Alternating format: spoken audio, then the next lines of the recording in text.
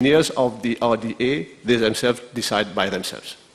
No, Mr. Speaker, sir, as I said in my reply, in the first part of the reply, in the first paragraph itself, I said, I repeat myself, Mr. Speaker, sir, the motorways are well-classified road and fixing of new traffic signs approved by the TMRSU. So that the Traffic Management and Road Safety Unit that approve those signage. Is the Minister aware that there is a real problem on crossers? Following the resurfacing of roads, I'm talking about one classified road in Royal Road, Bubassin, near the Tang supermarket and the a new commercial center, where for months, more than 3 or 4 months, they have been resurfacing. My colleagues and myself, we have been insisting upon the RDA to have, formerly they were painting on the crosser, white lanes. And now there is apparently a new type of equipment, sort of triangle. Can the Minister inform the House whether he has been made aware that there is a shortage of that equipment to be put, refractory equipment to be put on crosser, and what immediate action the RDA intends to take to avoid accident, loss of lives on crossers? Mr. Speaker, sir, the main question relates to road signage. And regarding crossings, sometimes this pertains to TMSU looking into, the local council looking into, there's RDA looking into. But I take note of what the honourable member comment and we'll look into. Last question. Whether it is TRMSU engineers, whether it is RDA engineers, they are government engineers. Whether it is TRMSU or RDA which is procuring, it is taxpayers' money. Now, my question is as follows. Which authority, competent and qualified, satisfies that the road signage comply with the specification spelled out by the authority who has issued the specification? I am not too sure why the honourable member is insisting on the same point, Mr. Speaker, sir. So, however much he insists, it will remain the TMSU that give the approval for the signage. Next question. D1157.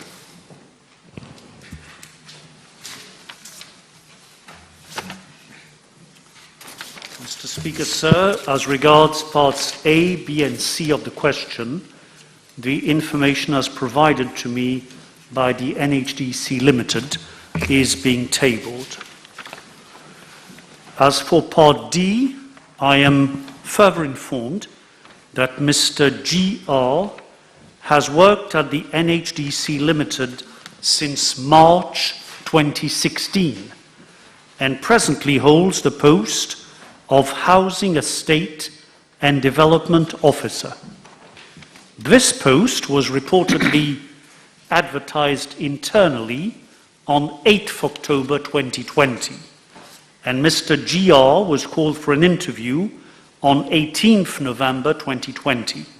I am told that after the candidature of the gentleman was recommended by the interview panel, the board of the NHDC Limited, at its meeting held on 26th November 2020, approved the appointment of Mr. GR as Housing Estate and Community Development Officer with effect from 1st December 2020 for a probationary period of 6 months. According to information provided by NHDC Limited, Mr. GR was eventually confirmed in the post with effect as from 1st August 2021. Can I have a copy of the document tabled by the Minister, please? Yes. Thank you. Just before his appointment to the post of Housing and Estate and Community Development Officer, that was on 1st December 2020, the Honourable Minister, the DPM, was the recipient of a letter dated 13th August 2020 from Syndic Résidence Dodo and Epervia Latour-Koenig, copied to the Prime Minister's office with a series of issues. It's a 5-page letter. I'm not going to go into all the issues, but there is one that has caught my attention, and I wish to bring it to the attention of the Honourable Deputy Prime Minister, because this was the subject of an ICAC inquiry as well. regarding a conflict of interest of Mr. GR cannot obtain money from 15 syndics for auditing their monthly account at the same time working at NHDC. So I'm going to table this letter because it's a long letter. So can I ask the Honourable Minister whether he has had discussions, because he's the recipient of a letter, it's a duly signed letter, he has had discussion with this management of the NHDC to see whether this matter has been cleared at the level of the NHDC, the doubts raised in this letter, and the ICAC issue as well. Mr. Speaker, the Honourable Gentleman says I am the recipient of the letter. Now, surely he can state that a letter was addressed to me, but he cannot state what letter I have or have not received. Now, I do not have any personal recollection at this point in time of any such letter, but of course, almost every day, ministers are in receipt of letters of complaint.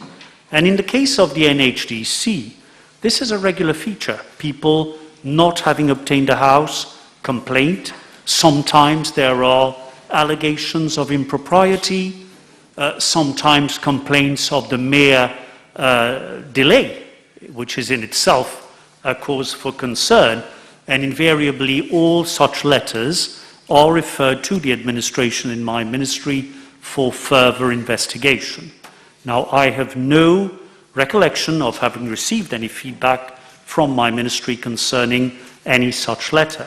However, information collected in order to answer this question does confirm that there has been an inquiry from ICAC in the course of the first part of 2021 concerning allegations against Mr. GR.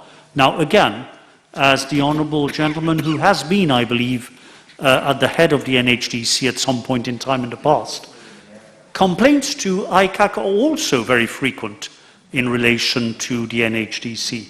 So in this particular case, there was a request from ICAC for information, I am told. I am also told that NHDC has provided all the relevant information, and there has been no further communication from ICAC since June 2021. Yes, thank you. Can I ask the Honourable Deputy Prime Minister whether one of the responsibilities of the officer in question is to go around and to check for hardship cases and report back to the NHDC, because quite a huge percentage of housing units that are developed by the NHDC is attributed to hardship cases based on the report of Mr. GR. Is this one of his remit? Is this one of his responsibility? Because if the reports are not bona fide, then we might be having cases of people who are waiting for 25 years, and then, well, I'm not casting any doubt on the character, but I'm just reading the letter. If people above on the list with 1 year, 2 year waiting time are surpassing those who are waiting behind, then we will have an issue of inequity in housing distribution. I'm sorry, I missed the last part of the supplementary question. If, for example, people who are on the waiting list for 20, 25 years are waiting and they have the means to buy a housing unit, which is, as you know, there are demand far exceeds supply at this point in time. If, based on the report of Mr. GR, if this is one of his remit at the NHDC to prepare report for hardship cases, then we might be having cases where people who are new on the waiting list, because Mr. GR has qualified them as being hardship cases, they will overtake those who are on the list for 20, 25 years. I understand from information gathered that this gentleman has long experience in syndic matters. I've also been provided information that in 2016, he was first recruited on the contract, I believe, I'll have to check, as a sports coordinator. Now, he is now Housing Estate and Community Development Officer in the document I have tabled, and which is in possession of the Honourable Gentleman. The responsibilities are listed. I do not see anything specific concerning hardship cases, but there are general duties such as facilitating social dialogue, so that may presumably include visits and recommendations concerning hardship cases. So I do not know for sure, but that may be the case.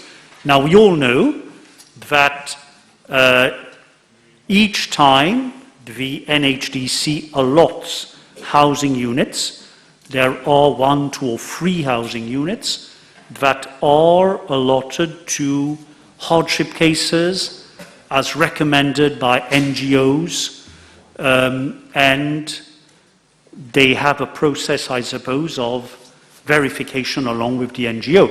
But I cannot say for sure whether Mr. GR is directly involved in such an exercise. Now, I listened carefully to the Honourable Gentleman. If he has any personal information as to conflict of interest, I would be very interested if he would communicate same to me, and I would undertake to look into it. Merci, Baden.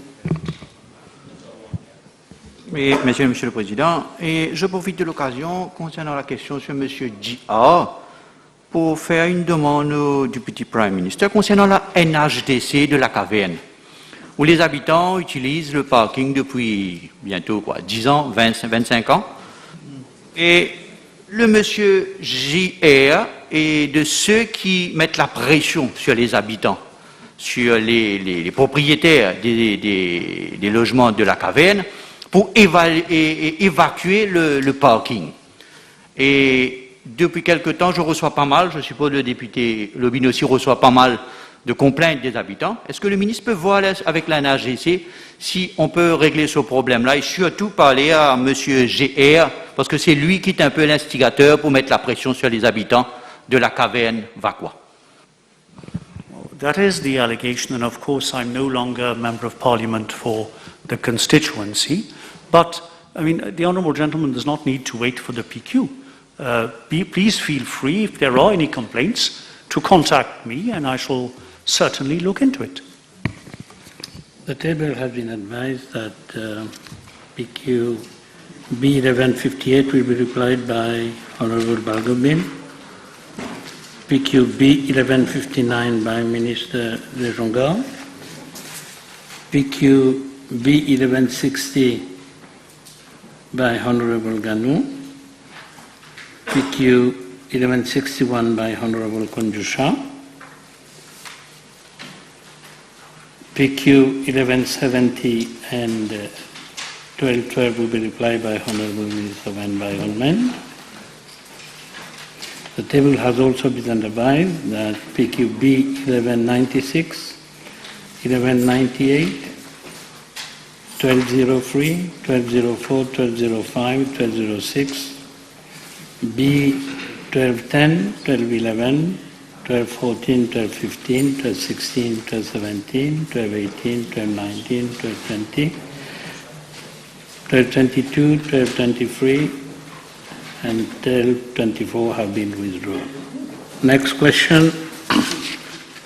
B1158. Mr. Speaker, sir, I'm informed by the District Council of Black River that on the 2nd September 2019, an EIA license was issued to the promoter, Iconic View Limited, for a development marketed as Legion Hill residential and commercial complex on the slopes of La Tourelle du Tamarin. The undertaking comprises of the construction of 29 apartments, 23 villas, and a commercial complex under the BDS Property Development Scheme on a plot of land of a total extent of 22 acres, 90 pers.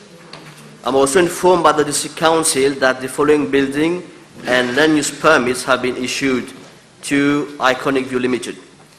On 31st October 2019, for subdivision of land of an extent of 96,649 square meters into 26 lots for the development of 52 residential units and reception/concierge, fine dining restaurant, spa, gym, lounge bar, kids corner, and swimming pool under the property development scheme. On March 2020, for infrastructural works for proposed residential and commercial complex under the property and development scheme. 13 March 2020 for 23 villas, including respective mini sewage treatment plants, 29 apartments, 1 common pool, 2 water tanks, 1 pumping station, 2 sewage treatment plants for apartments, 1 security gate post, 2 technical rooms, and on 22nd January 2021 for the construction of a ground plus 2 floors building for the running of a clubhouse consisting of a reception, concierge, fine dining restaurant, spa, gym, lounge bar, kids corner, and swimming pool. Mr. Speaker, sir, as date, no motion for a stop order has been tabled at the District Council of Black River.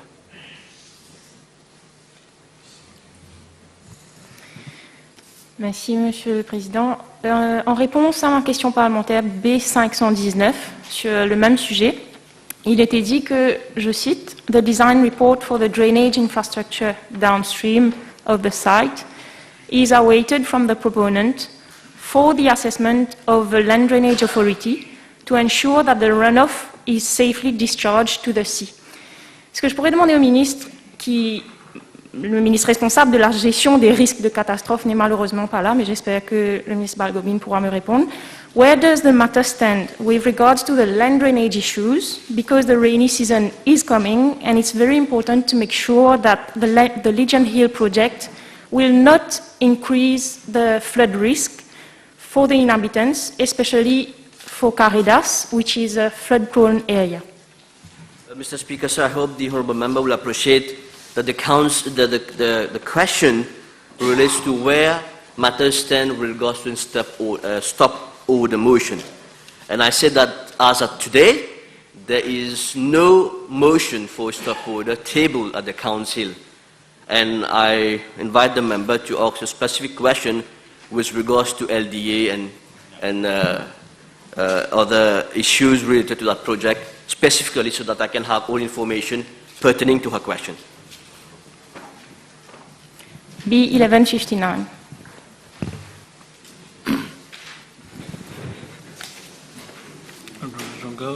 Yes, thank you, Mr. Speaker, sir. Mr. Speaker, sir, the National Fruit Bat Survey was carried out across the island of Mauritius from 4th to 28th October 2021 by the National Parks and Conservation Service in collaboration with the Forestry Service, the Mauritian Wildlife Foundation, and students of the University of Mauritius.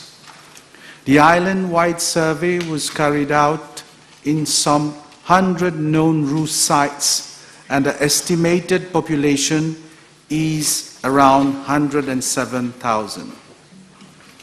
The indications are that the population is stable as compared to the 106,218 bats recorded in 2019. There appears to be a decrease in the population of 130,615 bats recorded in 2020, as the survey was started earlier this year, and this has had an influence on the detectability of the bats coming out of the roost. Mr. Speaker, sir, the Special Technical Committee, as provided under Section 36 of the Native Terrestrial Biodiversity and National Parks Act 2015, met on Monday, 8 November 2021, following the island-wide survey of the bat population. The committee, whose mandate is to make recommendations and advice on the measures to be taken for controlling the bat population, after deliberation, proposed that no control exercise be carried out this year, but instead additional support be provided to planters and households to protect their fruit trees. Thank you. The culling of bats, which is the sole endemic mammal of Mauritius, in order to protect the pecuniary interest of fruit traders, has proved to be inefficient and ineffective. So I'm very happy to hear the answer of the Minister. Can I know whether the Ministry is considering to subsidize up to 100% protective nets under the fruit protection scheme? Because he mentioned additional support. Which kind of support, please? Thank you, Mr. Speaker, sir. From the comments made by the Honourable Member, I'm also very happy that no culling will be done this year. I have stated in the reply provided to me that the committee will provide additional support to the planters. I have some details of the support, but it has not been specified exactly what are the support, but I believe additional support, meaning over and above what is being given to the fruit planters. Next question. B1160. Mr. Speaker, sir, in the context of the construction of the Victoria Metro Station under phase 1 of the Metro Express project, the Road Development Authority was requested to carry out certain early enabling works, which also consisted of the demolition of the old train workshop at Coudan. In this regard, the works were undertaken by Gamma Construction Limited and were completed on the 3rd August 2017. In view of the specific nature of the building, though not listed as historical site, all the stones were carefully removed, numbered, and stored at the RDA sub-office at Moka. It has been proposed to use the stones to rehabilitate and restore historic sites in collaboration with the Ministry of Arts and Cultural Heritage and the National Heritage Fund.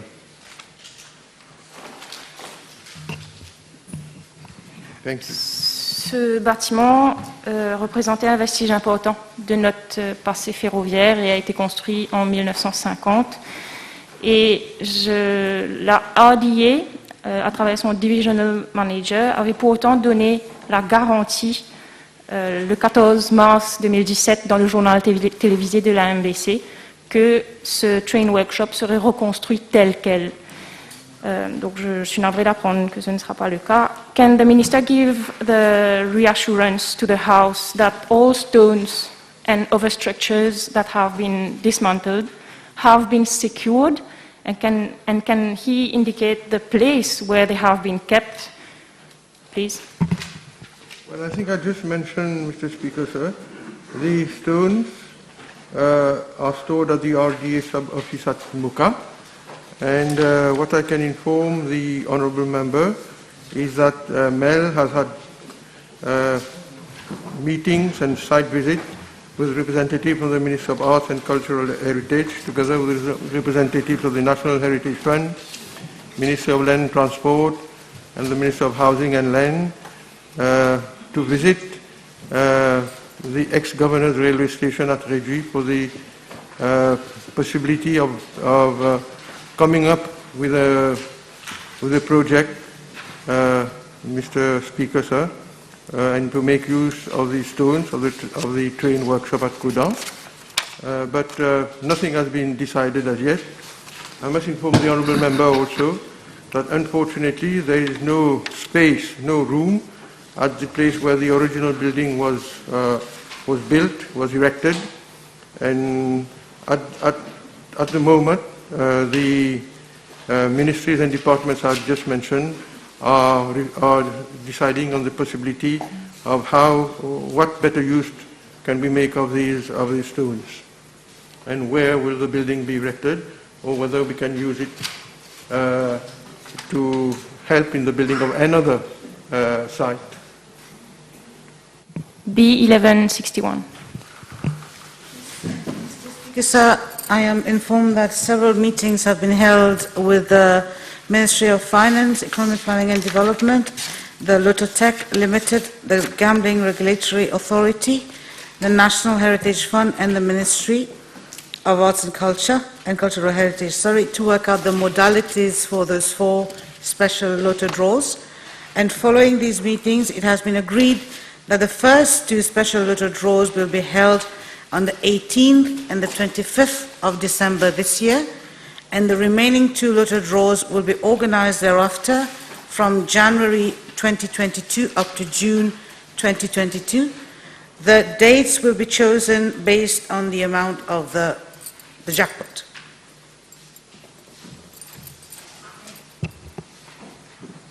Thank you. In France, from where the idea of Loto du Patrimoine first emanated in 2015, yearly a list of the sites that will benefit from the funds is published before the draws. Can I ask the Minister to reveal the criteria that will be considered and mechanism that will be put in place for the distribution of the amount collected to designated historical sites or museums? Mr. Speaker, sir, unfortunately I don't have the list of criteria on which the projects are determined right in front of me, but I am sure that once my honourable colleague is back amongst us, feeling better, he'll be more than happy to provide the information. Concerning the list of projects by the National Heritage Fund, there is one at an annex here which I'm happy to table for the library. Maybe can I ask the Minister to indicate the estimated amount of additional funds that the state intends to raise for designated historical sites and museums with this new measure as compared to the actual formula? The total amount earmarked for this financial year, Mr. Speaker, sir, for the conservation, rehabilitation, and the restoration of national heritage sites under the Lotto Fund is to the tune of 35 million. Next question. B1162. Mr. Speaker, sir, after an assessment of the situation with regard to the evolution of the COVID-19 pandemic and taking into consideration the safety of our youngsters in schools and the need to ensure continuity in teaching as well as learning, decision was taken for schools to be closed and for classes to be held online as it was the case in June 2021. As I have already explained during my replies to parliamentary questions B630, B648 and B885, my ministry has already in place a national education resilience strategy since last year for ensuring continuity in learning and teaching whenever schools are closed. Our strategy provides for the broadcast of educational programs for students of grades 1 to 9 on MBC channels and on MBC TV website. Lower secondary students grades 7 to 9 have been provided with logins to have access to educational resources available on the Student Support Portal. Moreover, all students in grades 10 to 13 and the educators have been provided with logins and have access to Microsoft Teams for them to connect online to ensure continuity in learning. Educators also use other platforms such as WhatsApp, Zoom, and Google Classroom. Mr. Speaker, as for part A of the question with regard to consultations, I wish to point out to the House that as far back as in 2020, all stakeholders have been informed that whenever schools are closed due to force majeure, we have to ensure continuity through online teaching and distance education. This has become deeply embedded in the system. In fact, many of our stakeholders have supported the idea of having recourse to online teaching and learning, especially in the context of the COVID-induced situation. Mr. Speaker, sir, with regard to Part B of the question, there is an inbuilt, structured monitoring mechanism at the level of the Ministry involving the Primary Inspectorate and the Quality Assurance and Inspection Division.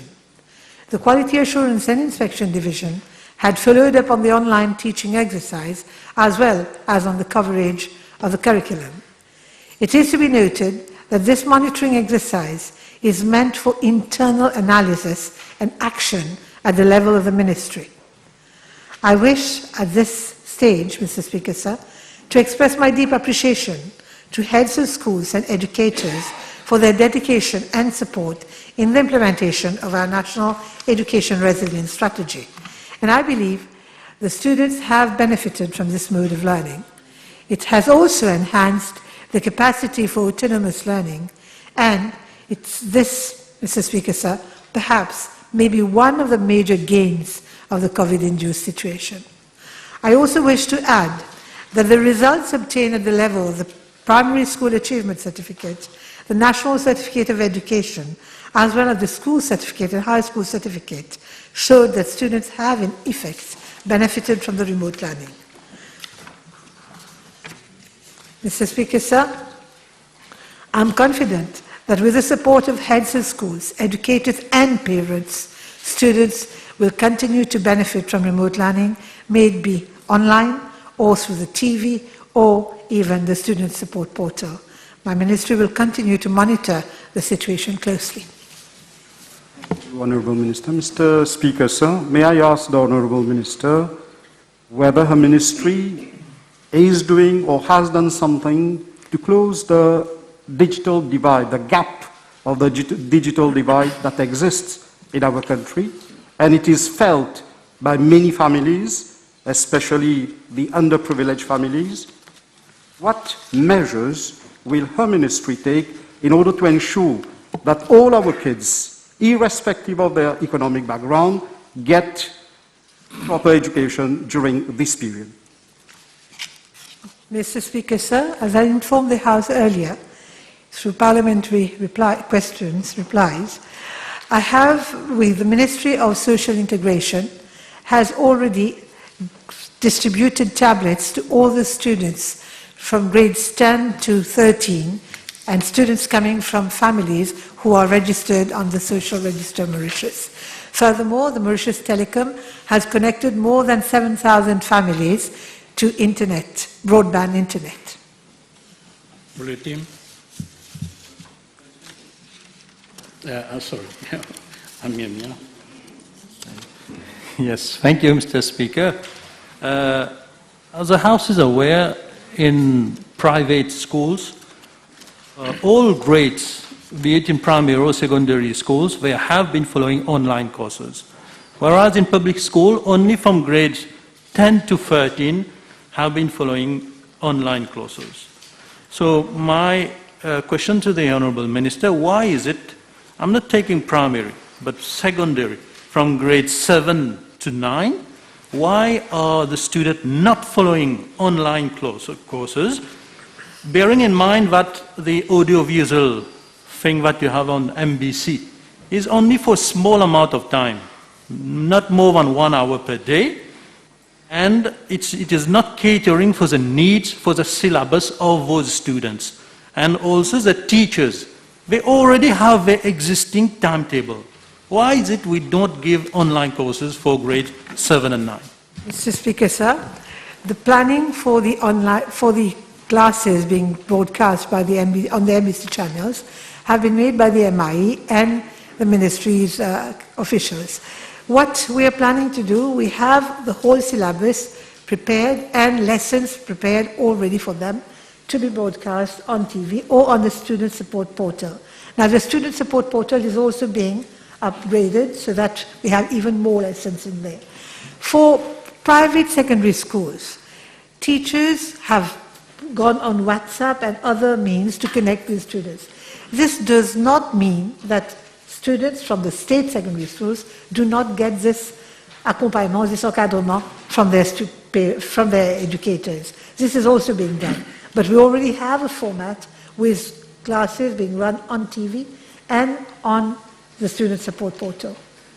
This can be sort of complemented by the teachers connecting with students through WhatsApp, Google Meet and other means. The Speaker, sir. Can the Minister tell us if at the level of her ministry, is there a monitoring with regards to the percentage of participation of students on online courses since the second semester has started, and is she satisfied with the percentage of participation? Mr. Speaker, sir, all the Quality Assurance Department of my ministry is following up on this particular issue, and they deal with the heads of schools. The heads of schools are to monitor the situation in the school and to see to it that teachers do engage with the students and that the classes are on as planned by the ministry. Last supplementary. Thank you, Mr. Speaker. So, is the Honourable Minister aware that in state secondary schools, for class grades 7 to 9, there are schools which are providing online education for all subjects, certain. Some schools are providing online education for a few subjects, and some schools are not providing these. There is a disparity, Honourable Minister. So if there is a proper protocol of online learning, it would be better for the kids. And let me just add, what about our kids from the extended stream who have to take the NC exam? Thank you. Mr. Speaker, sir, as I've just said a few minutes earlier, one does not exclude the other. There are schools, even the state schools, where teachers do connect with the students over and above the classes that are being run on TV or on the student support portal.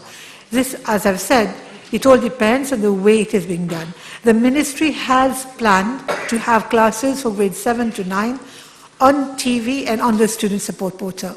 But as I've said earlier, teachers can still connect with the students. Students do ask their teachers for additional support, and this is being provided. The table has been advised. As far, Mr. Speaker, sir, as far as the extended stream is concerned, there is a follow-up being done at the level of the schools. The table has been advised that the following PQs have been withdrawn.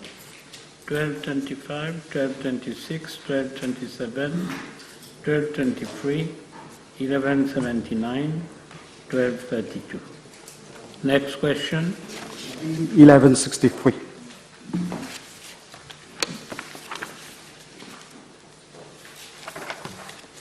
Mr. Speaker, sir, I'm informed that since resumption of studies for the second semester on the 13th September 2021 till closure of the school on 9th November 2021, 2,407 students and 951 teaching and non-teaching staff were tested positive for COVID-19. All of them were asked to self-isolate and follow treatment as advised by the Ministry of Health and Wellness. With regard to the information being sought in respect of the Delta variant, my ministry does not have such information, as it is the Ministry of Health and Wellness which conducts the genomic sequencing. Mr. Speaker, sir, with regard to part C of the question, the ministry has learnt with much regret the passing away of 4 educators, 3 from the state sector and 1 from the private sector, as well as in 1 caretaker from a primary government school. I seize the opportunity to express my deepest sympathy to the bereaved families. Thank you, Honourable Minister. I join you to present my condolences to these families. Now, Honourable Minister, could we have saved these students from contracting the virus or whatever unpleasant experiences we have had if we had closed the schools earlier? Mr. Speaker, sir, I've been answering questions in this Parliament a number of times, and we've been saying that all over the world we're going through very hard times, and UNESCO and UNICEF have been saying that we should try as far as possible not to close schools and to keep schools open. Yet, We have at heart the interest and the safety of our children, and we had decided to close schools when we felt it is important to do so.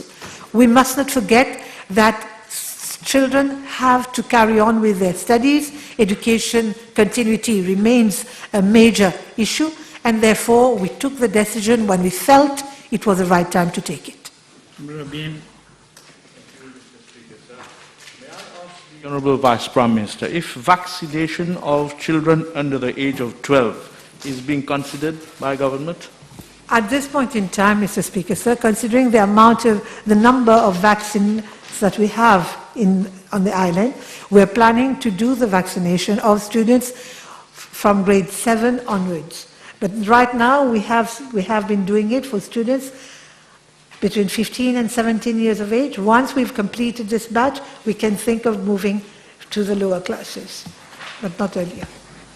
Thank you, Mr. Speaker. Sir, may I ask the Honourable Minister whether emotional support is being provided through educational psychologists to our kids whose families have come across tragedies in recent weeks?